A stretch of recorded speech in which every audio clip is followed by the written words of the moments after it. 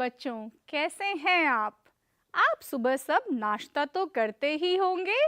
कोई दूध पीता होगा तो कोई पोहा खाता होगा और रोटी तो सबने खाई ही होगी। तो चलो, आज मैं सुनाने जा रही हूँ एक रोचक सी कहानी फूली रोटी की। जमाल की माँ रसोई में खाना बना रही थी। जमाल माँ को देख रहा था। जमाल का मित्र जय बर्तनों से खेल रहा था। जमाल की माँ रोटी बना रही थी। जमाल भी रोटी बनाना चाहता था। उसने माँ से आटा मांगा। माँ ने छोटी सी लोई जमाल को दे दी। जमाल रोटी बेलने लगा। उसने रोटी पर सूखा आटा डाला, पर जमाल की रोटी गोल नहीं बन रही थी। जय ने जमाल को कटोरी दी। जमाल ने कटोरी रोटी पर रखकर घुमा दी। रोटी गोल बन गई। माँ ने जमाल की रोटी सेक दी। जमाल की रोटी खूब फूली। जय और जमाल ने खुशी से रोटी खाई। हाँ, थी ना एक मजेदार कहानी, और सबने बहुत मजे से सुनी भी।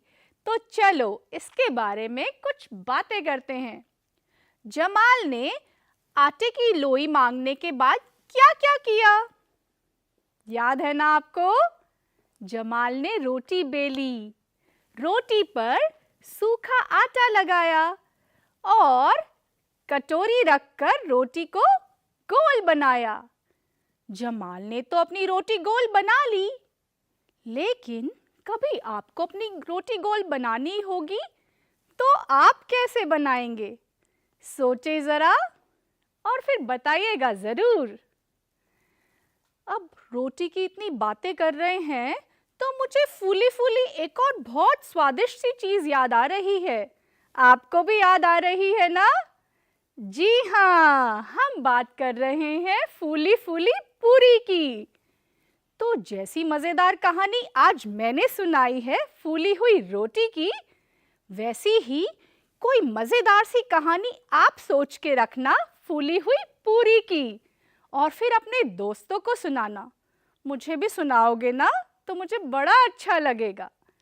तो चलो ऐसी ही मजेदार सी एक गोल गोल कविता भी सुनते हैं।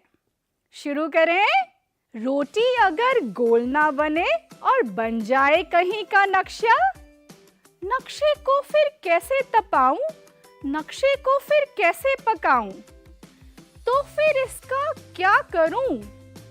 गोला बना लूं पृथ्वी जैसी, या उस देश को डाक से भेजूं, बन गया है जहां का नक्शा। चलो तो कुछ और बातें करते हैं इस कहानी के बारे में। बताइए तो जरा, रोटी कैसी बनी? गोल। जय ने जमाल को क्या दिया? कटोरी। माँ ने जमाल को क्या दिया? लोई। रोटी किसने सेकी? माँ ने।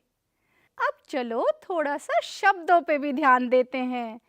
तो अब आप मुझे बताएंगे, रोटी शब्द सुनकर ऐसे ही और कितने शब्द आ रहे हैं आपको?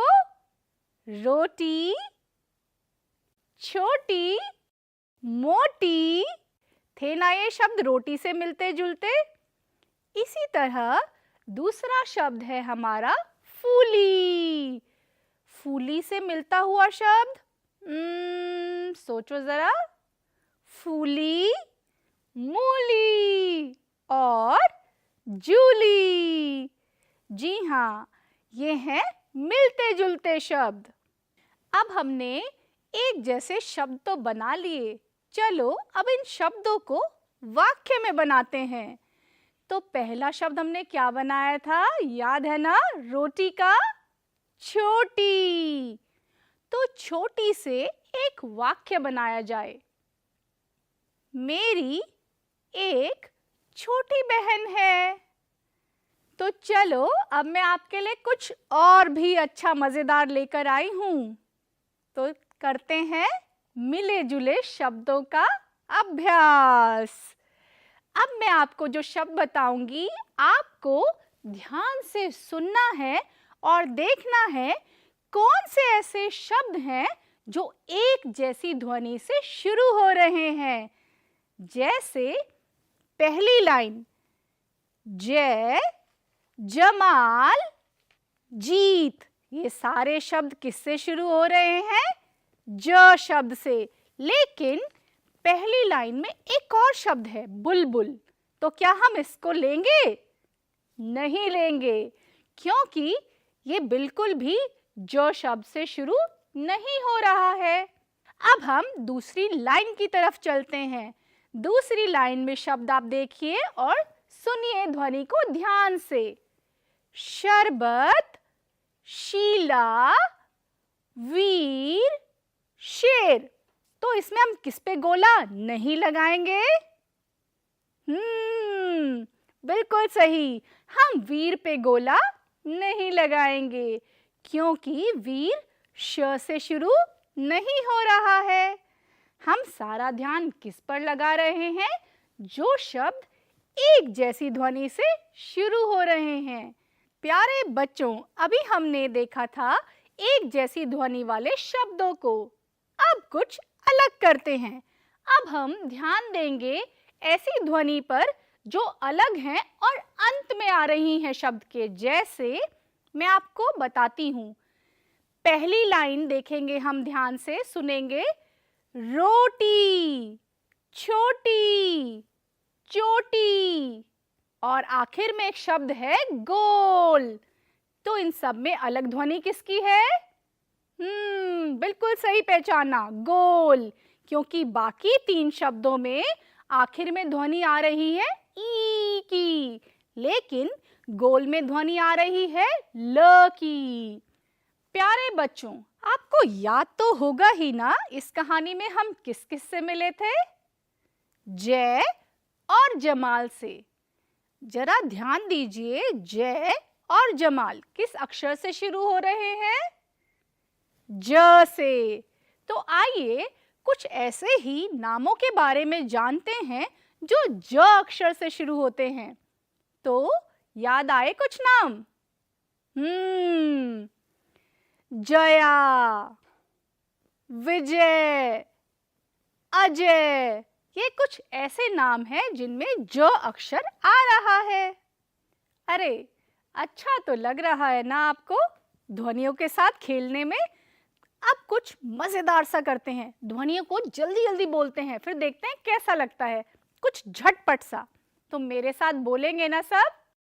कच्चा पापड़ पक्का पापड़, कच्चा पापड़ पक्का पापड़, कच्चा पापड़ पक्का पापड़, कच्चा पापड़। अरे देखो मैं भी अटक गई, है ना ये मजेदार? कोशिश करिएगा तो जरूर कर पाएंगे अच्छे से। दूसरा झटपट है, भालू को आलू भाया भाया, आलू भालू को। अरे ये तो पहली बार में ही गड़बड़ हो गया। भालू को आलू भाया भाया, भालू को आलू। हाँ जी, तो ये था तो बहुत ही मजेदार खेल, है ना? झटपट हमने शब्दों को आगे पीछे किया। अब हम शब्दों से चलते हैं चित्रों की ओर।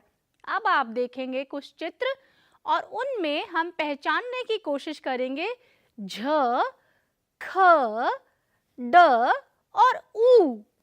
तो इन सब अक्षरों को आपने अब लिखने का भी प्रयास करना है और जहां-जहां ये ध्वनि आई है उसको आप पेंसिल से अच्छे से निशान लगाएंगे।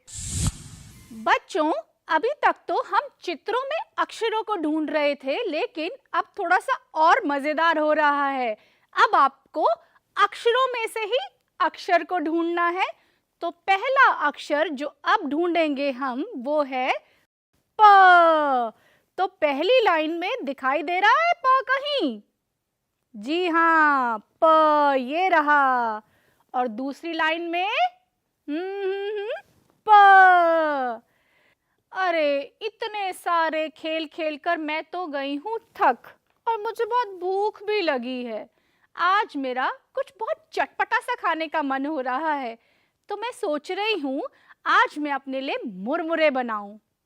मुरमुरे खाए होंगे ना आप सबने? अरे उसे भेलपूरी भी तो कहते हैं। चलो, लेकिन मुरमुरे बनाने के लिए तो कुछ सामान भी चाहिए होगा। तो एक बार याद कर लेती हूँ मुझे क्या क्या चाहिए। तो सबसे पहले मुरमुरे बनाने के लिए मुझे चाहिएंगे मुरमुरे, सेव जो छोटी छोटी नमकीन होती है, कुछ प्याज, एक टमाटर, मूंगफली और स्वाद के लिए नमक। लेकिन इन सब को बनाने के लिए सबसे पहले तो मेरे को अपने हाथ धोने पड़ेंगे। अब मैं हाथ धोकर लूंगी एक बड़ी सी कटोरी। उस कटोरी में डालूंगी ढेर सारे मुरमुरे। मुरमुरे के बाद बारी आएगी सेव की। फिर मैं उसमें मिला लूंगी अपने बारीक कटे हुए प्याज और टमाटर। इनको घुमाऊंगी और फिर मिलाऊंगी कुछ भुनी हुई मूंगफली। मूंगफली का स्वाद बहुत अच्छा आता है उसमें। और आखिर में डालूंगी स्वाद अनुसार नमक और मेरे चटपटे मुरमुरे तैयार हो जाएंगे। अरे एक बात तो मैं आपसे कहना भूल गई थी। जब आप आज ये मुरमुरे बनाने जाएंगे तो आप रसोई को ध्यान से देखेंगे और देखेंगे कि आपकी रसोई में आपकी माँ ने क्या-क्या रखा हुआ है, कौन-कौन सी सब्जियां हैं। जैसे आप पाएंगे लहसुन, बैंगन, कद्दू, टमाटर और कुछ अलग-अलग तरह के बर्तन भी आपको दिखेंगे। तो आप बड़े ध्यान से देखिएगा, करछी, कढ़ाई, कटोरी, किस किस प्रकार के बर्तन आपकी रसोई में हैं। तो बच्चों, आप अपनी रसोई को आज ध्यान से देखिएगा। और अब मैं भी चलती हूँ। फिर मिलेंगे आप और मैं और कुछ नया सीखेंगे।